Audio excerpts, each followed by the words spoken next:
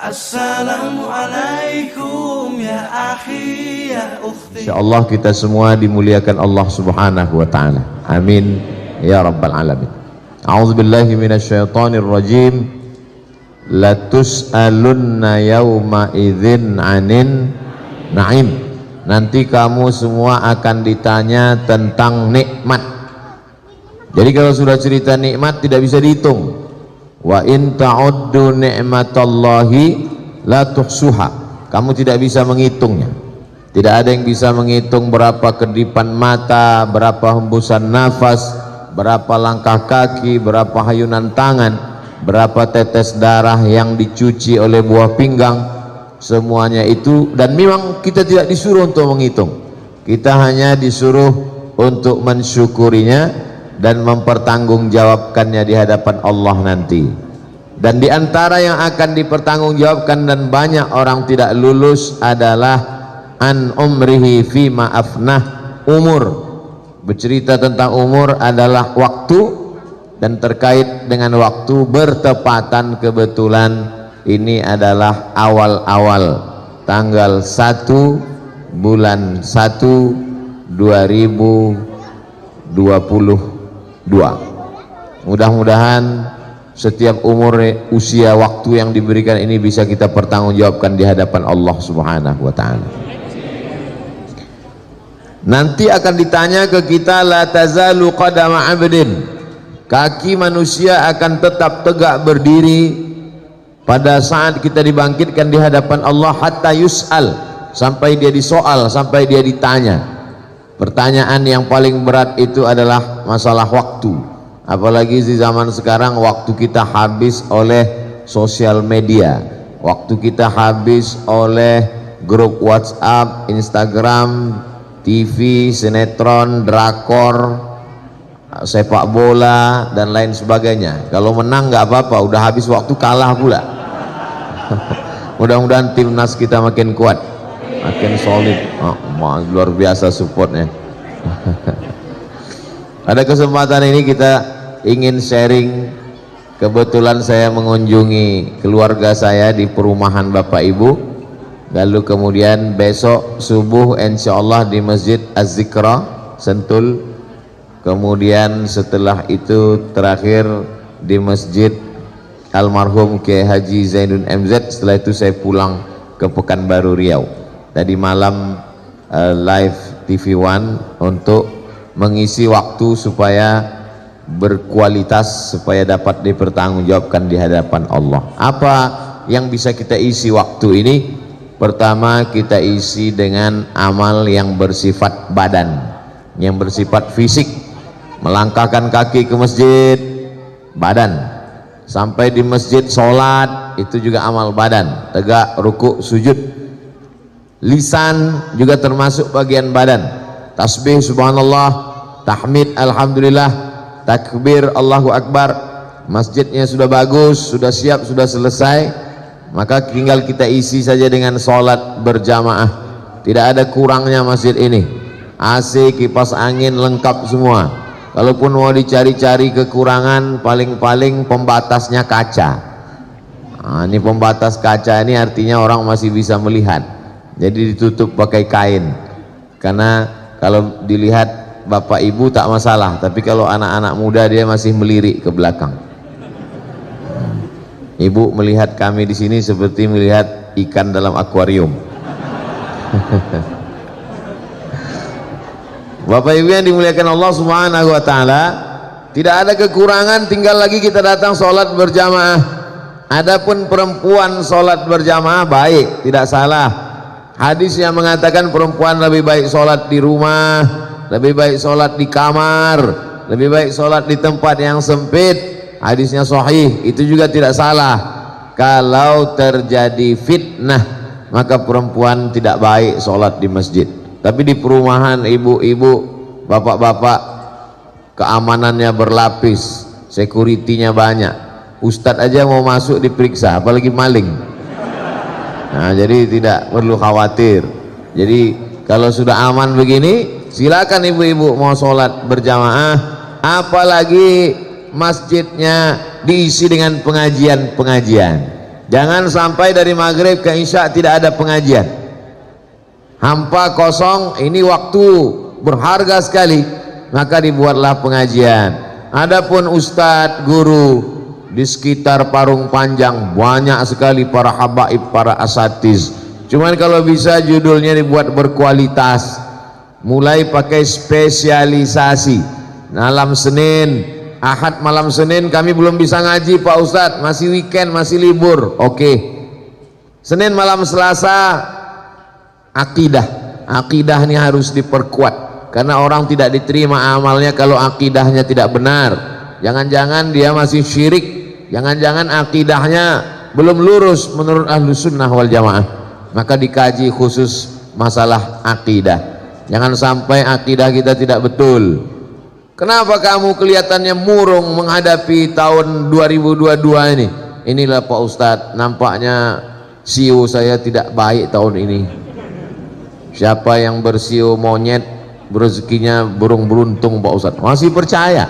Monyet aja udah nggak percaya, dia masih percaya dengan yang begitu.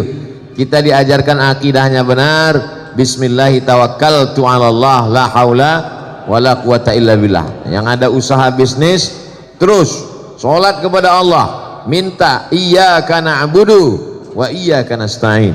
Yang kebetulan ada usaha, apapun nama usahanya, maka ini luar biasa. Dan tadi kami makan siang di sini luar biasa. Ada puding, ada makanan, ada, dan semuanya produk ibu-ibu, dan semuanya sudah di endorse. Anda mau puding, hubungi nomor kontak berikut ini. Anda mau kue, hubungi berikut ini. Anda mau teh, hubungi. Sudah, tinggal di share. Bapak-bapak siap-siap nanti sore disuruh share sama ibu-ibu. Nah, ini bagus sekali. Apa bagusnya? Kita tahu siapa yang memasak makanan kita. Khawatir kita jangan-jangan makanan yang kita makan, wah enaknya, rupanya yang masak kukunya panjang 10 cm. Enak karena dakinya banyak. Tapi kalau lingkungan kita orangnya pengajian, halalan thayyibah, membangkitkan ekonomi umat, nah ini amat sangat baik sekali. Ini ada kantong hijau pembagian sembako atau jadi mau keliling pengumpulan infak. Nah, kalau ada yang mengatakan ini sodakoh, jangan. Kalau uang itu namanya infak, karena kalau nanti dikatakan sodakoh, nanti begitu dibawa orang senyum aja, karena senyum itu sodakoh. Jadi jangan tulis kotak infak, tapi jangan tulis kotak sodakoh, tapi kotak infak. Silakan jalan Pak. Silakan. Tapi saya khawatir kalau ini kantong hijau ini di sini, memang yang kerja kan Bapak, tapi uang dipegang sama yang di belakang. Nah, di kantong belakang juga dua-duanya dapat. Ini amal juga. Kalau yang tadi saya katakan itu amal badan. Lah kakinya ke masjid, amal badan. Tangannya sedekah, amal badan. Adapun kantong ini namanya amal harta. Ini amal harta ini pun juga balasannya luar biasa. Orang yang bersedekah, apa kata malaikat? Allahumma a'ti munfiqan khalafa. Siapa yang bersedekah, berilah dia ganti ya Allah. Bukan doa manusia itu ada dalam Sahih Bukhari. Malaikat yang mendoakan, siapa yang bersedekah, berilah dia ganti ya Allah. Adapun orang yang tidak bersedekah, Allah adil, Allah kirim juga malaikat. Apa kata malaikat untuk yang tidak bersedekah? Allahumma a'ti mumsikan talafa. Yang tidak bersedekah, berilah dia kebinasaan ya Allah. Jadi yang tidak sedekah hati-hati. Mungkin berawal dari mulai sendal hilang sebelah gitu, atau helm mulai hilang aja. Jangan-jangan saya yang kena karena saya tak bersedekah. Jangan sampai saya, Ustadz itu ceramah aja dia tak ada sedekah, panitia segan bawa ke sini.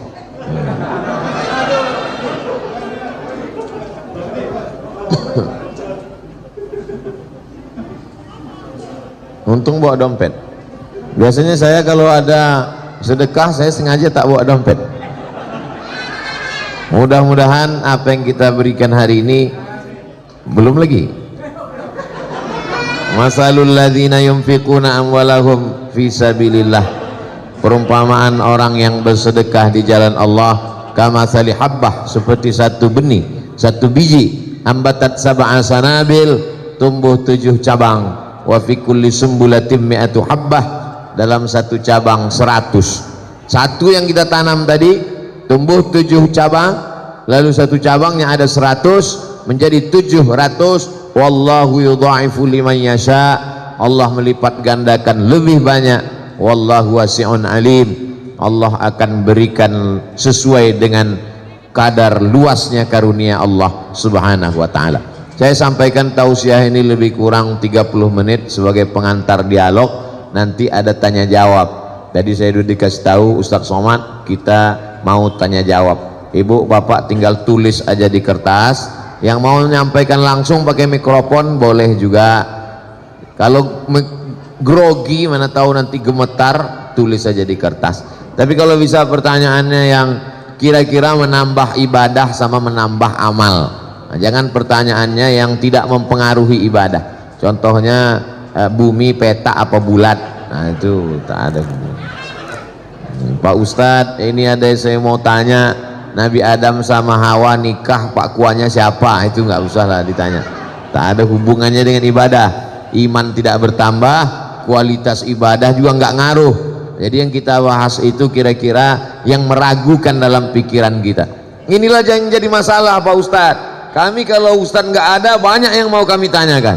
Begitu Ustadz ada, hilang. Nah, banyak yang ngomong begitu. Itu memang udah kerja setan. SOS, standar operasional setan. Dia membuat kita lupa. Rakaat sholat pun dengan kita lupa. Nama Ustadz pun kita lupa. Siapa yang tausiah tadi? Ustadz siapa? Tapi kalau nama artis sinetron Korea, ingat kita. India, ingat kita. Padahal aneh-aneh namanya. Tapi Ustadz paling mudah ingat nama saya. Qul huwallahu ahad, Allahus. Masya Allah. Amal mata itu melihat Quran. Quran di masjid kita ini bagus sekali, susunannya indah. Melihat dari susunannya nampaknya tak pernah dibaca. Wah, Ustadz ini suuzan.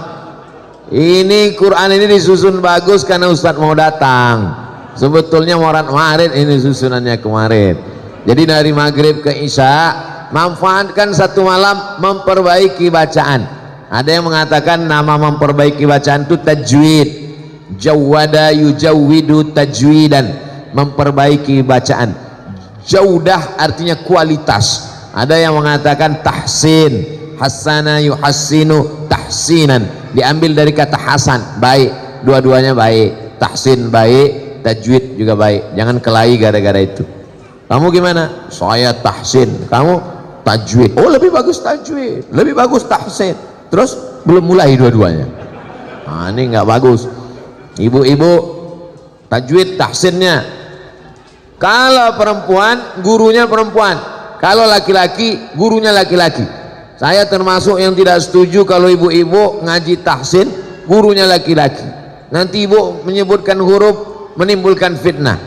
Mim mati ketemu dengan qaf, min qab, fa, tha, wa. Nah, itu bisa menimbulkan fitnah. Namanya baik tahsin, tapi perbuatannya tak baik. Cari guru perempuan. Ustadz sendiri laki-laki, kami pengajiannya perempuan. Kita tidak ada campur laki-laki dan perempuan. Laki-laki di depan, ibu di belakang. Bapak-bapak tidak melihat ibu, karena beliau melihat ke ustadz. Ibu juga melihat bapak-bapak cuma nampak tengkuknya aja. Tapi ustadz kan melihat ibu-ibu, nggak terlalu kelihatan. Bapak ibu yang dimuliakan Allah subhanahu wa ta'ala, jadi kita perbaiki bacaan sholat kita. Mungkin hurufnya belum tepat, mungkin idgham, ikhfa, gunnah, qalqalah. Belilah Quran yang ada tafsirnya, ada Qurannya. Kenapa Ustadz dari tadi pegang masker terus? Ini kan direkam, nanti ada haters yang komen, Somad ceramah nggak pakai masker. Ini masker. Yang namanya setan di mana-mana ada, di YouTube juga ada, di IG juga ada. Jadi kalau bapak lihat nanti IG saya komennya macam-macam, itu berarti saya, bukan kata saya. Jamaah yang dimuliakan Allah subhanahu wa ta'ala, Kalau bisa pengajian kita direkam. Siapapun nanti yang ngajar pengajian di sini direkam. Ini masjid apa musola? Masjid. Saya tahu, pura-pura nanya aja. Masa ada mimbarnya nggak masjid? Ada khutbah direkam, dibuat channelnya. Apa nama masjid kita? Darul Falah. Darul artinya rumah, Falah kemenangan, rumah kemenangan. Siapa saja yang masuk ke sini kemari pasti menang. Inilah rumah yang akan dicari 2024. Caleg-caleg mau ke sini semua. Karena mereka mau menang semuanya. Hati-hati Pak RT, Pak RW, banyak nanti mereka akan datang kemari mau mencari kemenangan. Dan apalagi kalau mereka tahu saya tausiah di sini, mereka mau minta nomor saya untuk kampanye. Jamaah yang dimuliakan Allah Subhanahu wa taala, maka selalu kita dipanggil dalam azan, hayya 'alal falah. Marilah menuju kemenangan. Pedagang yang kaya belum tentu menang. Artis yang ganteng cantik belum tentu menang. Ibu yang punya usaha bisnis belum tentu menang. Orang yang menang adalah orang yang mampu istiqomah sholat berjamaah. Kadang-kadang anak-anak muda ini luar biasa. Lautan kan kuseberangi, bukit kan kudaki, Masjid Darul Falah kulewati. Nah, ini nggak betul. Ibu kenapa nggak ke Masjid Darul Falah? Aduh Pak Ustadz, saya mau sholat, terus tangganya banyak, tinggi ke atas, saya sudah rematik. Jamaah maklum, kenapa dia nggak ke Darul Falah? Udah tua, sakit encok tulang. Pas ke mall ketemu tangganya lebih banyak di mall. Iya Pak Ustadz, tapi di mall ini tangganya jalan. Selalu ada alasan. 1001 dalil kita kemukakan. Kalau orang nggak mau ibadah, dia punya 1002 dalil. Tapi kalau orang punya kemauan, segala penghalang dia akan hilangkan, karena tujuan dia mencari kemenangan. Kemenangan itu diperoleh orang yang sholat. Orang yang tidak sholat, tetangga saya Pak Ustadz nggak sholat, rezekinya lancar, bisnisnya jalan, umurnya panjang, badannya sehat. Itu bukan nikmat, itu namanya laknat. Laknat kok enak Pak Ustadz? Saya mau laknat aja lah kalau gitu. Itu namanya istidraj. Istidraj artinya azab yang tertunda. Allah sudah siapkan dia azab, tapi ditunda, diulur dulu dengan nikmat. Saumli lahum, aku ulur dia. Umurnya ku buat panjang, badannya ku buat sehat, rumahnya ku buat mewah, mobilnya ku buat mahal. Inna kaidi matin, tipu dayaku amat sangat kuat.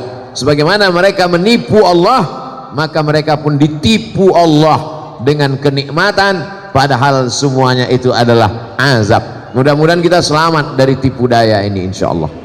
Saya yakin dan percaya Bapak Ibu, tadi saya tempat nanya sama Pak RT, berapa rumah di sini Pak RT? Berisi semua rumahnya. Berisi Ustadz Somad. Berapa semuanya? 200 kakak Pak Ustadz. Nah, saya mau hitung, oh ini udah hadir semua. Masa segini 200 Pak Ustadz? Ini perwakilan-perwakilan. Sekarang lagi musim ngirim perwakilan. Masih syukur, saya pernah ceramah di musola, isinya 7 tahun ke bawah sama 70 ke atas. Yang satu sangat ribut, yang satu nggak bersuara sama sekali. Kalau saya tanya, bapak-bapaknya kemana? Sibuk main gaple. Ibu-ibunya mana? Arisan sama sinetron. Tinggal anak-anak yang dikirim perwakilan. Nanti pulang cerita sama orang tuanya. Tadi Ustadz bicara sama, apa katanya? Orang tua yang nggak ke masjid masuk neraka. Jamaah yang dimuliakan Allah Subhanahu wa taala, anak-anak ini tidak bisa kita suruh pergi ke masjid, pergi ngaji. Terus dia nanya, papa kok nggak ke masjid? Papa udah dewasa. Dia mesti kita bawa.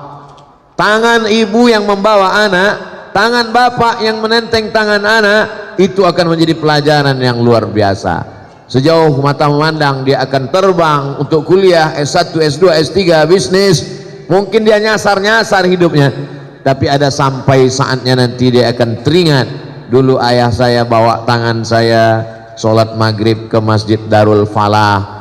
Dulu waktu itu kami 1 Januari 2022 pertama kali saya sama ayah ke masjid. Waktu itu ayah saya nggak pernah ke masjid. Dia dengar Ustadz Somad ke masjid, dia pun datang. Tapi itulah awal hidayah. Ini lebih baik daripada dunia dan seisinya. Ibu tidak ustazah, bapak tidak ustadz, profesor, doktor, bukan kiai, bukan guru agama, tapi mengajar anak Al-Fatihah. Sikit saja yang diajar Al-Fatihah, tapi Al-Fatihah itu dibaca anaknya. Subuh Al-Fatihah, zuhur Al-Fatihah 4 kali, asar Al-Fatihah 4 kali, maghrib Al-Fatihah 3 kali, malam isya Al-Fatihah, tahajud dia baca Al-Fatihah. Itu guru yang luar biasa. Kalau tidak bisa ngajar Al-Quran, ajarkan Al-Fatihah. Ngajar Al-Fatihah pun tak bisa, nanti khawatirnya dibacakan Al-Fatihah. Yang paling menakutkan, tidak dibacakan oleh anak-anak Al-Fatihah. Dulu orang meninggal masih dibacakan doa, dibacakan Al-Fatihah. Kita khawatir saat kita tidak mengajarkan Al-Fatihah, ketika kita mati dikirimkan lagu pop sama dangdut, baru tahu. Ceramah Ustadz mana mungkin terjadi, sudah terjadi sekarang. Kita tonton di televisi, orang meninggal dikirim lagu. Nauzubillah. Ini zaman dulu sesuatu yang aneh, sesuatu yang diragukan untuk dilakukan orang, tapi dilakukan orang zaman ini. Apalagi ini dekat dengan ibu kota Jabodetabek, penduduknya 10 juta orang, dengan tingkat kerumitan dan tingkat luar biasa. Di sana banyak ulama, banyak kajian, juga banyak perbuatan maksiat tersedia. Kalau tidak kuat kita imbangi ini, maka kita akan hanyut dengan air deras yang luar biasa. Jadi, apalagi dekat sungai kan, di depan the river, ini sungai ini. Dulu empang ini Pak Ustadz, sekarang jadi river, sungai. Ini semua menjadi ujian bagi kita. Tapi indahnya hidup itu kalau ada ujian. Ujiannya berat, S1. Ujiannya agak berat, S2. Sangat berat, S3. Saya nggak mau yang berat Pak Ustadz, TK. Jadi kualitas hidup itu selalu ada. Ini setelah Covid ini banyak sekali penderitaan Pak Ustadz. Bisnis saya macet Pak Ustadz. Akhirnya kami online. Online ini pun ternyata Covid menyerang online juga Pak Ustadz. Kita masih ada tempat bergantung. Inna salati wa nusuki wa mahyaya wa mamati lillah. Adukan kepada Allah, jangan adukan ke teman. Kita adukan ke teman, dijadikannya bahan update status dia. Di fotonya kita, di update-nya, temanku sedang susah, tolong kirim Al-Fatihah. Jamaah yang dimuliakan Allah Subhanahu wa taala, pada kesempatan yang baik, bertemu dengan orang baik, berada di tempat yang baik, mari kita tingkatkan kualitas. Man kana yaumuhu khairum min amsihi, siapa yang hari ini lebih baik daripada hari kemarin, fahuwa rabih, itu orang beruntung. Man kana yaumuhu mithla amsihi, siapa yang hari ini sama saja seperti hari kemarin, fahuwa khasir, dia rugi. Kalau kemarin baik, hari ini baik, masih rugi. Man kana yaumuhu syarrun min amsihi, siapa yang hari ini lebih jelek daripada hari kemarin. Tahun yang lalu alhamdulillah Pak Ustadz, suami saya sholatnya 5 waktu. Sekarang Idul Fitri sama Idul Adha itu pun cuma mau ngambil daging kurban. Nauzubillah. Man kana yaumuhu syarrun min amsihi, siapa yang hari ini lebih jelek daripada hari kemarin, fa huwa mal'un, jadi laknat oleh Allah Subhanahu wa taala. Laknat artinya ba'idun 'anir rahmah, jauh dari rahmat Allah Subhanahu wa taala. Di antara ibu-ibu mesti ada watawasau bil haq watawasau bisab, saling nasihat menasehati. Antara yang jilbab pendek dengan yang jilbab panjang saling menasehati, jangan kelahi. Karena kalau yang jilbab pendek ngejek jilbab panjang, yang jilbab panjang ngejek yang jilbab pendek, yang ketawa yang nggak pakai celana. Saling menasehati, watawasau bil haq watawasau bisab. Ibu-ibu mesti buat pengajian khusus habis asar hari Jumat. Kenapa pilih habis asar? Waktunya kosong luang. Kalau habis maghrib mungkin suaminya baru pulang. Kalau habis subuh mungkin mau masak sarapan kerja, anak mau pergi sekolah. Dibuat habis asar hari Jumat, waktu mustajab berdoa. untuk pengajian di masjid tentang tata cara berwudu, tentang tata cara membasuh baju suami, jangan sampai masuk di dalam mesin cuci baju koko suaminya, kain sarungnya, mukenanya, tapi di situ ada juga celana anaknya yang habis kena air kencing najis, mohon maaf, hanya tinggal dimasukkan lalu disiram air lalu dihidupkan mesin cuci, setelah itu langsung dijemur, tidak dibilas, tidak dicuci dengan air yang suci mensucikan, najis. Sarungnya dipakai sholat tidak diterima karena bernajis, baju kokonya dipakai ke masjid tidak diterima. Tadi kamu cuci ini, iya, tidak dibilas, enggak, kenapa enggak dibilas? Ya tertulis di situ sekali kucek tanpa bilas. Kita korban iklan, padahal ini adalah mesti dicuci dengan air yang mensucikan, disiram. Nah, ini nampaknya sepele, tapi bagi seorang perempuan dia mesti tahu. Saya nggak nyuci sendiri Pak Ustadz, saya punya pembantu. Saudara kita, mereka bukan budak kita, mereka adalah orang baik, dikirim Allah bersama dengan kita, membantu keluarga kita, maka kita perlakukan mereka dengan baik. Boleh jadi kita masuk surga karena syafaat dari mereka, karena orang beriman juga bisa memberikan syafaat kepada saudaranya. Jangan sepelekan orang, jangan remeh-temehkan orang. Ada satu perbuatan yang tidak bisa ditebus dengan infak, zakat, wakaf dan sedekah, yaitu perbuatan zalim. Ittaquz zulma, jangan zalim, jangan aniaya orang. Supirmu, drivermu, securitymu, babysittermu, tukang masakmu, tukang setrikamu, pembantumu, mereka akan menuntut di hadapan Allah Subhanahu wa taala. Ada orang yang sholatnya banyak, puasa sunatnya rajin, infak wakaf sedekahnya luar biasa, tapi ternyata zalim, aniaya pada orang. Semua orang yang dia aniaya berbaris menuntutnya di hadapan Allah. Yang satu mengambil pahala sholatnya, yang satu mengambil pahala sedekahnya, yang satu mengambil pahala haji dan umrahnya, habis semuanya.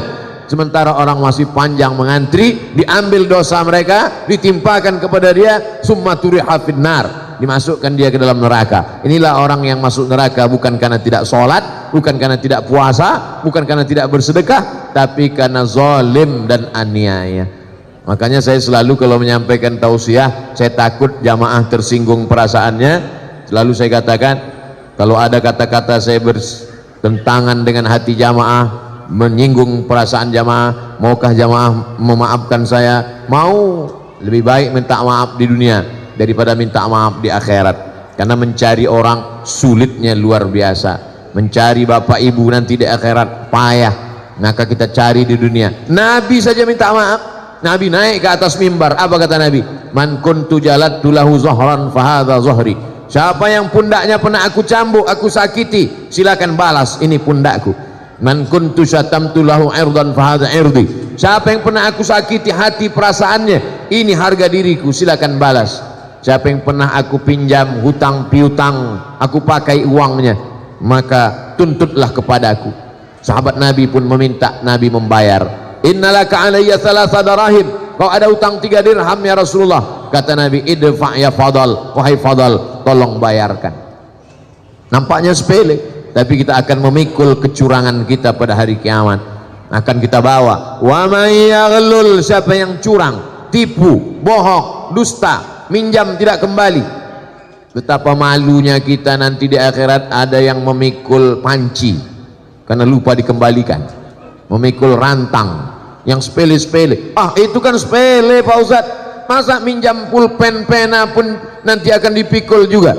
Faman ya'mal mithqala dzarratin khairan yarah. Sebesar biji sawi, sebesar ujung rambut, kita akan dituntut di hadapan Allah Subhanahu wa taala. Tadi saya mulai jam 4, sekarang jam 4.30. Ustadz nanti menjawab pertanyaan. Saya jawab pertanyaan yang bisa saya jawab, yang tak bisa saya jawab saya bawa pulang ke Pekanbaru, nanti saya jawab di rumah.